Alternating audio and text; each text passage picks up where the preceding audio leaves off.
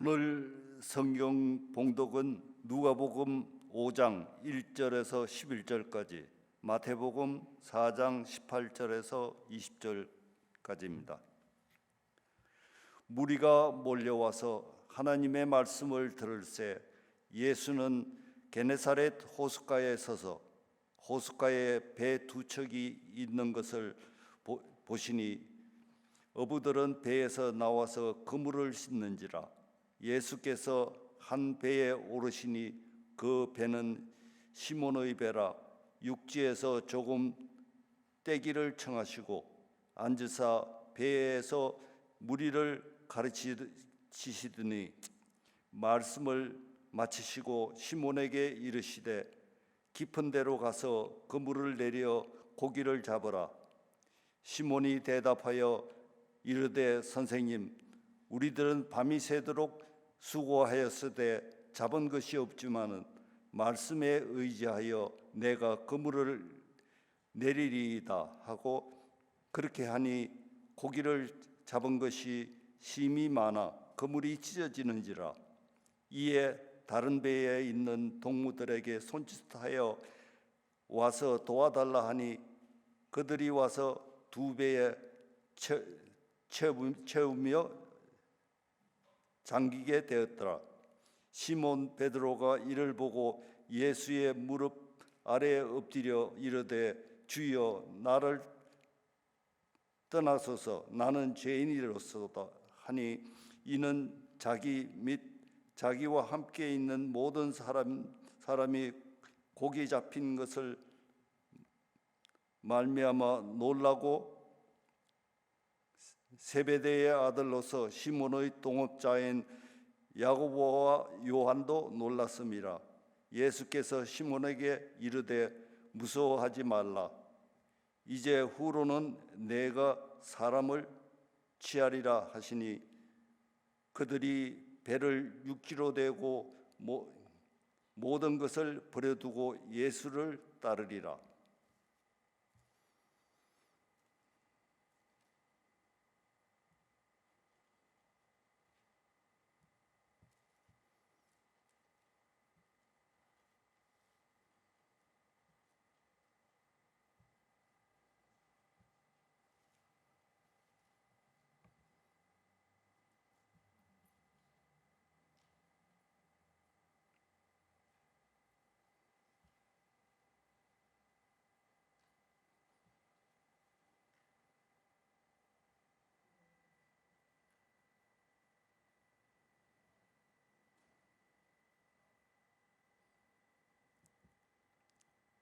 마태복음 4장 18절에서 20절입니다.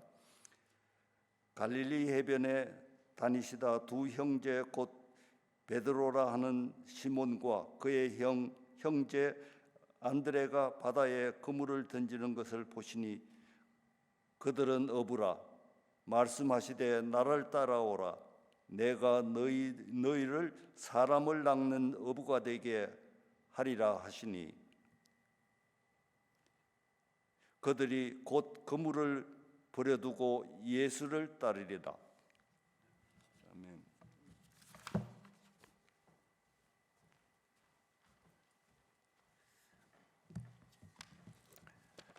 우리 예수님께서 이제 처음 제자 이제 베드로를 부르는 모습 우리가 봅니다.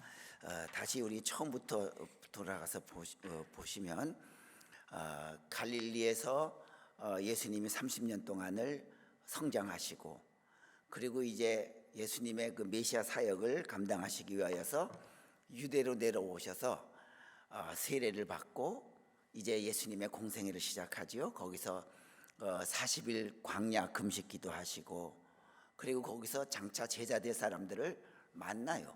제자 삼은 건 아니에요. 그리고 나서 거기서 다시 위로 올라가서 갈릴리로 다시 갑니다. 거기서 우리가 아시다시피 가나 혼인잔치의 기적을 베푸시죠.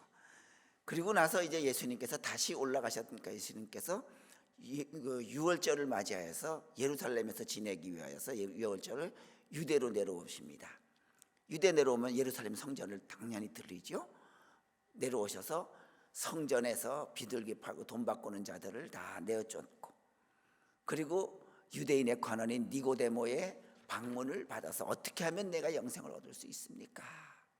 질문에 대답하시고, 다시 이번에는 이제 유월절을 끝내서 다시 갈릴리로 올라가십니다.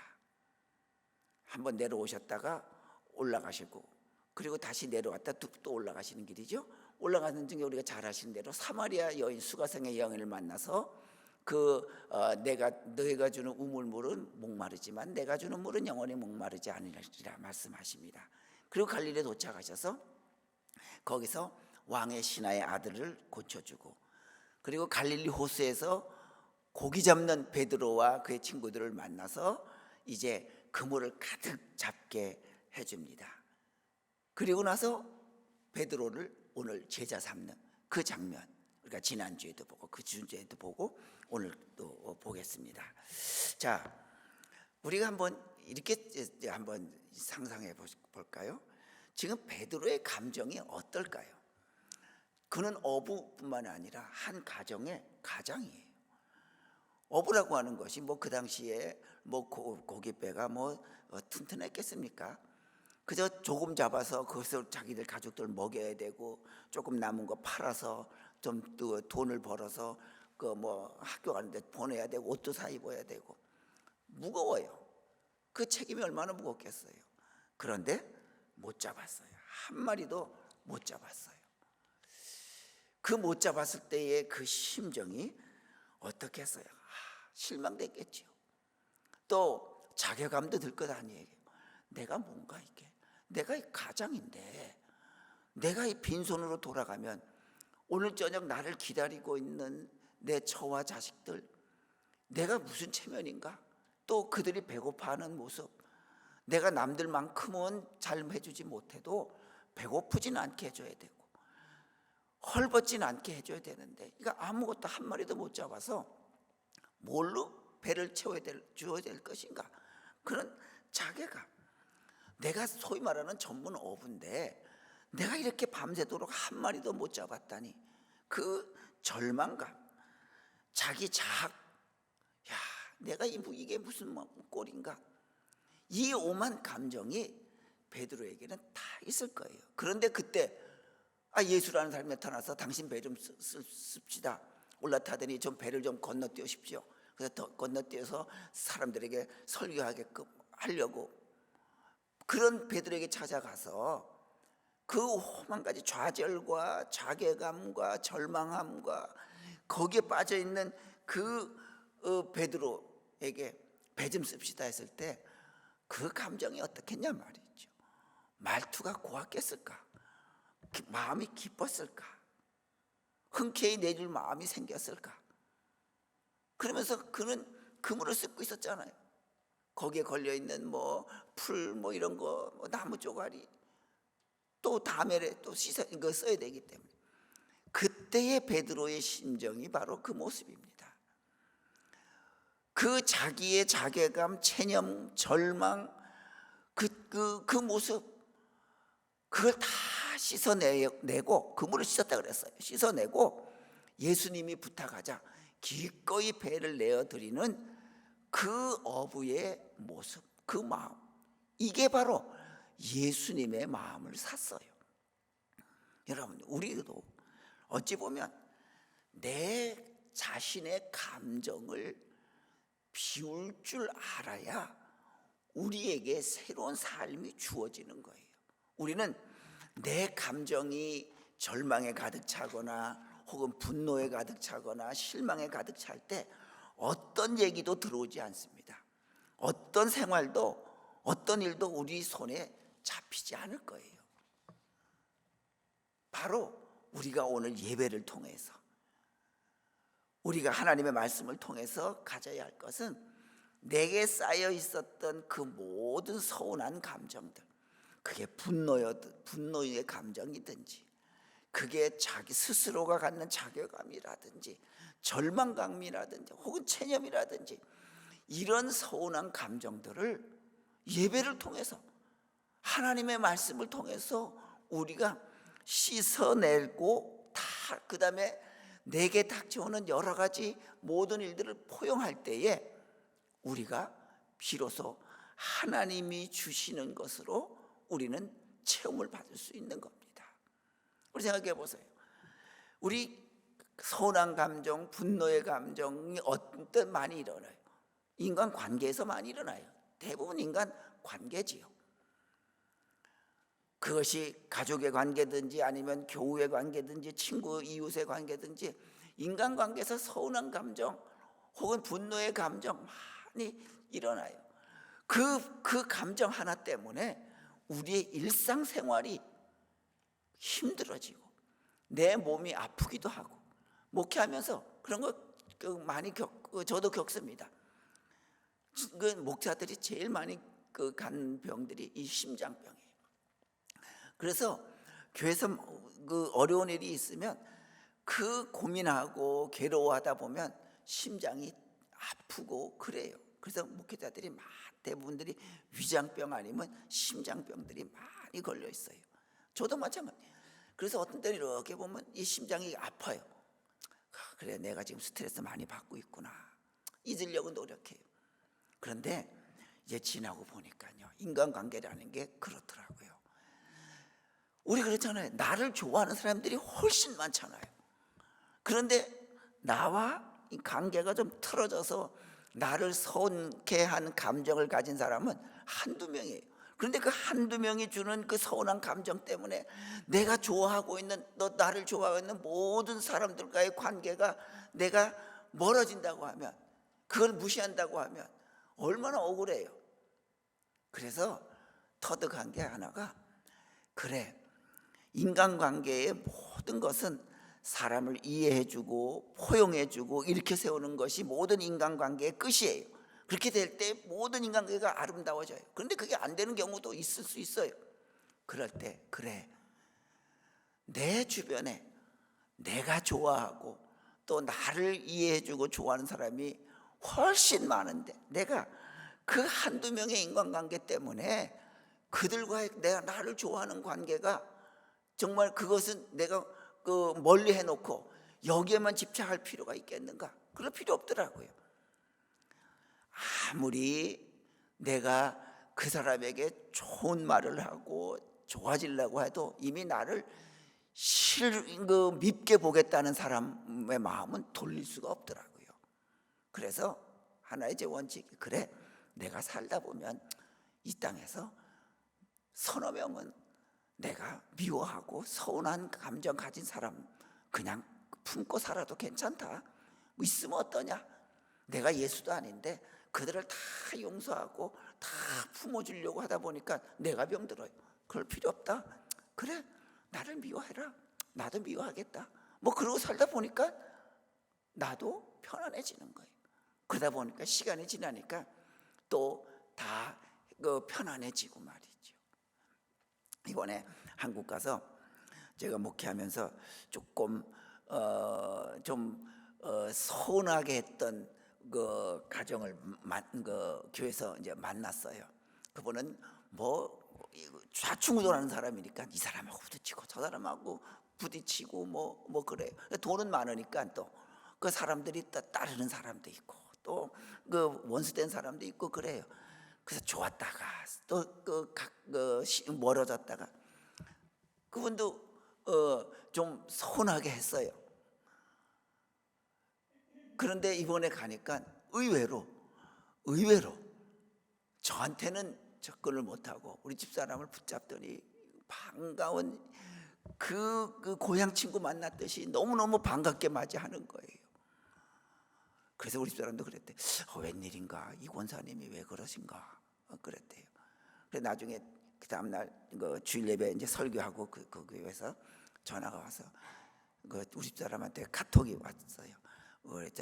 은행 계좌 좀 보내달래. 그래서 벌써 알잖아요. 이제 한국 다니러 왔으니까 좀 이렇게 경비 좀 보내드리려고 하죠. 그런데 그거 받으면 안 될 것 같아요. 그래서 우리 집사람한테 그랬어요. 제가 여기서 경비에 충분히 다 있습니다. 여러분들이 권사님께서 걱정 안 하셔도 충분합니다. 권사님 마음만 받겠습니다. 고맙습니다라고 보냈더니 아니래요. 또 왔어. 꼭 좀 보내달래, 계좌를. 그래서 가만히 생각해 봤어요. 그 왜 그러냐? 자기가 편하려고 그러는 거야. 그분의 신앙을 내가 잘 알거든요. 어떤 신앙이냐면 그분은 목회자한테 잘못했다가는 하나님한테 천벌을 받는다는 그런 신앙을 가지고 있는 분이에요. 약간 뭐 좀 미신적인 것도 있고 순수하기도 한다 그러기, 좋은 말로 하면 순수하고. 자, 그런데 보니까 뭐 여기저기 얘기 들으니까 조금 어려운 일이 있었어요. 하여튼 뭐 자녀들에게도 뭐 이런 어려움이 있었는데, 제가 생각하기에 우리 집사람하고, 그래, 그분은 내가 목사님 가실 때 서운하게 해드려서 하나님 앞에 내가 이렇게 벌 받지, 그러니까는 일부러라도 더 아주 그냥 가까이 친한 것처럼 하고, 내가 그거라도 조금 보상이라도 해야, 돈으로라도 보상을 해야 내가 마음이 편할 거다. 아마 그런 심정으로 그럴 거다. 그래서 그래, 그분이 그걸 매몰차게 거절하지 말고, 내가 그걸 아닙니다라고 돌아서서 왔으면 그분은 계속해서 그 마음, 내가 잘못했는데 이걸 어떻게 용서받나, 그럴 마음 가질 거 아니에요. 그래, 그분의 마음 그렇게라도 해서 스스로 위로받을 수 있다고 하면, 그래, 우리가 뭐 마음에 원하지는 않지만 그래, 받자. 그래서 받았어요. 아마 그분은 내가 잘못한 거 그렇게라도 하나님 용서받게 해주셔서 고맙습니다, 아마 기도했을 거예요. 그래요. 인간관계라고 하는 게 서운한 감정이 이 세상에 없을 수가 없어요. 그러나 때로는 그것도, 그래, 그건 그 사람의 그 문제고, 나는 그러든지 말든지 해야 내 자신이 삶이 여유로워지고 건강해질 수 있어요. 베드로의 그 좌절된 감정, 체념했던 감정, 불안했던 감정, 좌절했던 감정 모두 씻어낼 때 예수님이 그에게 만선의 기쁨이라고 하는 감정을 채워주시잖아요. 그러니 우리가 하나님의 자녀가 되려고 하면, 적어도 하나님의 제자가 된다고 하면, 예배를 통해서, 하나님의 말씀을 통해서 내가 지금까지 쌓여있는 어떤 서운한 감정이 있다고 하면 그냥 다 씻겨내는 그런 우리가 될 수 있길 바랍니다. 자, 그래서 오늘 7절 말씀에 보니까는 예수님께서 어땠습니까? 그런 베드로에게 7절 말씀에, 누가복음 5장 7절에 그렇게 하니 고기를 잡은 것이 심히 많아 그물이 찢어지는지라, 이에 다른 배에 있는 동무들에게 손짓하여 와서 도와달라 하니 그들이 와서 두 배의 채움에 잠기게 되었더라. 자, 그러니까 그런 감정을 다 씻으니까 가득 채워졌는데, 가득도 아니고 넘쳐나니까 이 배가 가라앉게 돼서 친구 배까지 데리고 와서 나눠줬어요. 두 배에 가득 잠기게 됐는데도 잠기게 될 만큼 가득 채워주셨습니다. 자, 바로 어때요? 내가 예수 그리스도의 말씀에 순종했어요.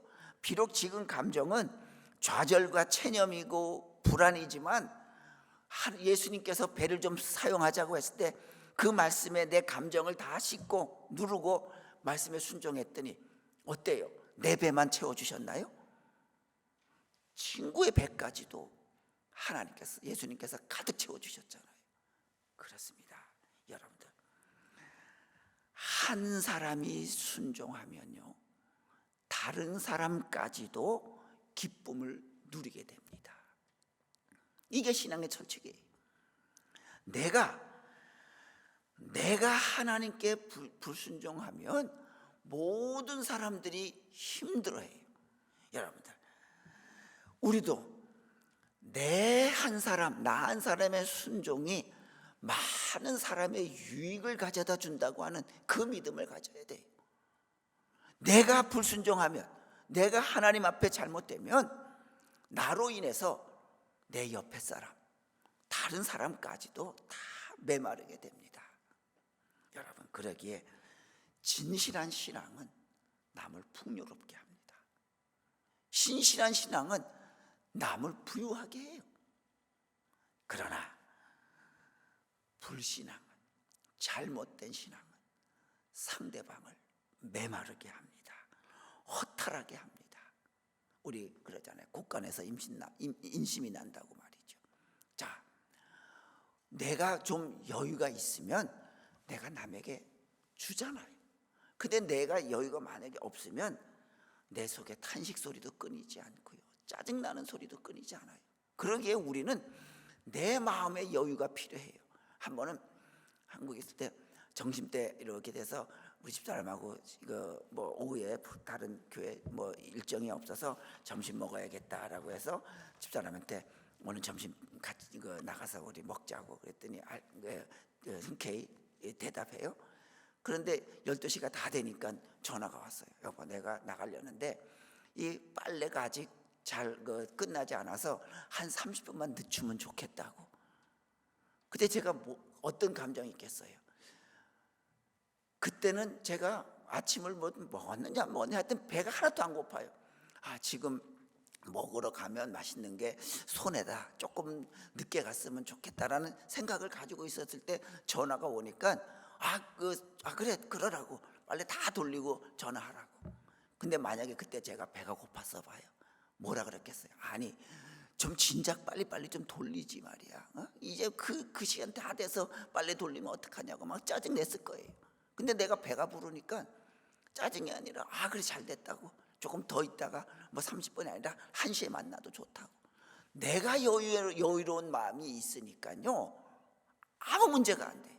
중요한 건 문제는 나예요. 내게 있는 거예요. 여러분들, 이제는 내가 마음 씀씀이도 풍성할 수 있도록, 그래야 내가 남에게 유익이 되는 거예요. 내가 남에게 메마른 사람이 되고 허탈감을 주는 건 결국은 내가 메말라 있는 거예요. 내가 예수 그리스도께 순종하지 않기 때문에 다른 사람도 메마르게 만들고 있는 거예요.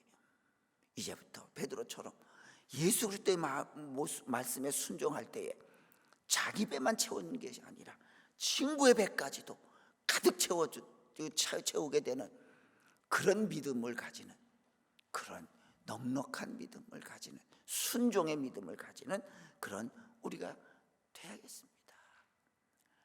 USA 투데이라고 하는 미국 신문에 설문조사에 난 거 보니까 오래전에 난 거예요. 옛날에 둘리 복제할 때 거기에다가 사람들에게 복제되어야 될 인물 3명과 복제돼서는 안 될 인물이 3명이 있다고 하면 누군가? 1위가 누구냐면 복제해야 될 인물 테레사 수녀예요.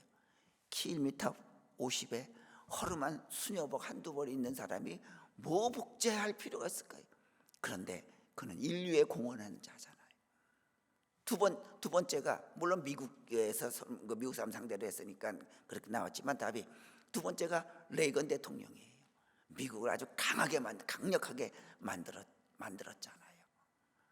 그다음에 세 번째가 농구 선수 마이클 조던, 아시죠? 마이클 조던, 농구 황제. 그는 선수와 사생활에서 성실했어요. 그래서 그런 사람이 청소년들에게 우상이에요. 이 세 사람을 복제해야 될 인물로, 그 복제돼서는 안 될 인물, 그게 누구냐 말이에요. 첫 번째가 우리가 아시다시피 오제이 심슨, 미식 축구 선수, 자기 부인과 그 정부를 죽였잖아요. 그렇지만 그 많은 돈으로 변호사를 사서 무죄를 받아냈잖아요. 다른 사람도 다 알아요, 그가 범인이라고 하는 거. 그렇지만 법이 어땠대요? 변호사를 워낙 튼튼한 변호사를 사서 무죄를 받아냈으니 말이죠. 그래서 사람들은 저런 거짓말쟁이는 다시는 태어나서는 안 되는 존재다. 두 번째가 의외로 빌 클린턴 대통령이지만 재선에도 성공한 대통령이지만 그 누구죠? 루인스키? 그 스캔들. 그런 모습. 똑똑하고 실력 있으면 뭐합니까? 인격이 갖추어지지 않는 그 사람은 다시는 태어나서는 안 된다. 세 번째가 농구 선수, 우리가 잘 아는 로드맨, 북한 갔다 온 김정은이하고 뭐 했던 그 로드맨, 문신하고 그 말썽꾸러기. 그런 사람은 아무리 돈이 많고 성공했어도 복제돼서는 안 되는 인물로 꼽았어요. 그렇습니다. 여러분들, 어찌 보면 우리도 모든 사람에게 필요한 존재가 되기를 원해요. 나 때문에 다른 사람도 풍성해지기를. 그런데 중요한 건요, 놀라운 것은 복제되어야 될 인물과 복제되지 말아야 될 인물의 이 두 모습이 우리 속에 다 있어요. 때로는 내가 사람들에게 존경받고 성공적인 인생을 살고 싶기도 하지만, 또 한편으로는 그것과는 상관없이 내 좋을 대로만 행동하고 싶은, 내 좋을 대로만 말하고 싶은 그런 성향이 우리 속에 다 있어요. 두 가지의 모습이 다 있습니다. 우리 기억하십시다. 내가 올바로 하나님께 쓰임을 받으면 내 옆에 사람도 만선이 된다고 하는 것. 내가 부모로서 하나님 앞에 순종하는 존재가 되면 내 자녀들의 삶이 만선의 기쁨을 누릴 수 있는 거예요. 그러니 우리도 이제부터 그래, 내가 하나님의 말씀에 순종하는 내 모습이 되어서 내 자녀들과 내 이웃들과 내 교우들을 내가 만선의 기쁨을 누리게 하는 존재가 되자. 여러분, 자기 마음대로 하는 사람이고 결코 만선의 기쁨을 누리는 가족이 별로 없어요. 거의 없어요. 아니 없어요. 항상 내가 하나님의 말씀에 순종하며 사는 우리가 되어서 내 옆에 나와 함께 자는 자들이 기쁨을 누릴 수 있는 그런 우리가 될 수 있길 바랍니다. 자, 그러면서 그 베드로는 불러서 나눠줬어요. 그거를 왜 나눠주게 되었을까요? 베드로에게는요, 이런 심정이었어요. 전에는 자기가 열심히 그 전문가로서 고기를 잡아냈는데 지금 못 잡았어요. 자, 그런데 예수님께서 그물을 던지라고는 깊은 데로 가서 던졌더니 그물이 찢어지도록 잡았어요. 그때 베드로는 깨달은 거예요. 그래, 저분이 하나님의 아들이구나 말이죠. 지금까지는 이 고기의, 이 바다의 주인은 이 어부인, 팔 굵고 문신하고 튼튼한 나다. 내가 이 고기의 주인이다. 이 어장에 있는 건 다 내 거다라고 생각했는데 한 마리도 못 잡았는데 예수님이 잡게 해준 것을 보고 깨달았어요. 그래, 지금까지는 이 갈릴리 호수의 주인은 나고 저 고기는 내가 다 잡아갈 수 있는 주인인 줄 알았는데 알고 보니까 이 고기의 주인은 따로 있구나. 하나님이 이 고기의 주인이었구나. 이 바다의 주인은 하나님이었구나. 지금까지는 내가 주인이라고 생각해서 내 멋대로 이 갈릴리 바다를 휘저으면서 고기를 잡았는데 알고 보니까 주인이 있는 고기를 내가 몰래 잡은, 나는 불법 어획을 하고 있었구나. 이 고기의 주인은, 이 바다의 주인은 하나님이구나 하는 것을 깨달았어요. 그러니까 어떤 거예요? 그래, 이건 내 것이 아닌데 왜 내가 다 가져야 돼? 그래, 이 주인은 하나님 것인데 내 것이 아닌데, 그러면서 나눠주기 시작한 거예요. 여러분, 베드로의 깨달음은 주인이, 내가 가지고 있는 이 물고기의 주인이 누군지를 깨달았다는데 중요한 것이 있습니다. 그게 중요한 겁니다. 여러분, 하나님께서 쓰시는 사람은요, 하나님의 사람을 쓰시는 사람은 바로 그거예요. 내가 어떤 직업을 가졌든지 간에, 내가 무슨 능력과 재능을 가졌든지 간에 이것의 주인은 내가 아니라 하나님이구나. 하나님이 안 주시고 거두어 가면 다 끝나버리는구나. 그래, 이 직업은 하나님께서 나에게 주셨지만 그 직업의 주인은 하나님이고, 이 능력은 하나님이 주인이구나. 그래서 내 것을 가지고 남에게 유익을 줄 수 있는 사람, 나눠줄 수 있는 사람, 이게 바로 하나님께서 원하시는 제자라고 하는 겁니다. 제자 훈련 내가 공부했습니다. 6개월간 공부했습니다.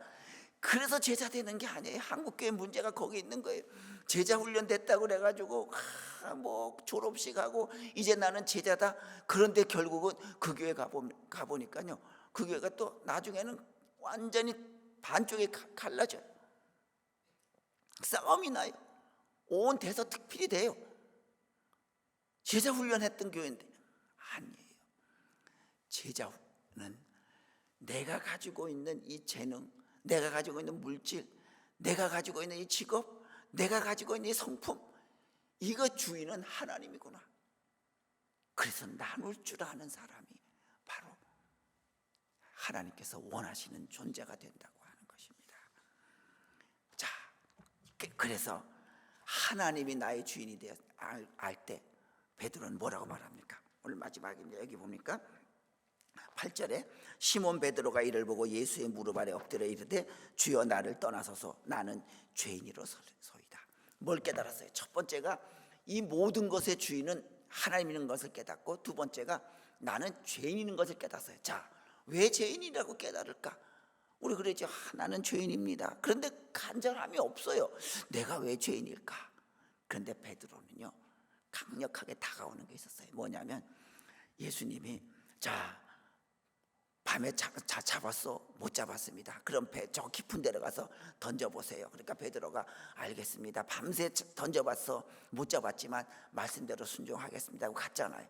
그런데 베드로는요, 왜 죄인인지 깨달았냐면, 아이고, 내가 순종은 하겠지만 이 갈릴리 바다의 주인은 내가 아닙니까? 이 갈릴리 바다는 목수인 당신은 아마추어고 나는 여기에 전문가, 여기서 잔뼈가 굵은 사람인데 내 이상으로 알겠습니까? 그렇지만 속으로는 그랬어요.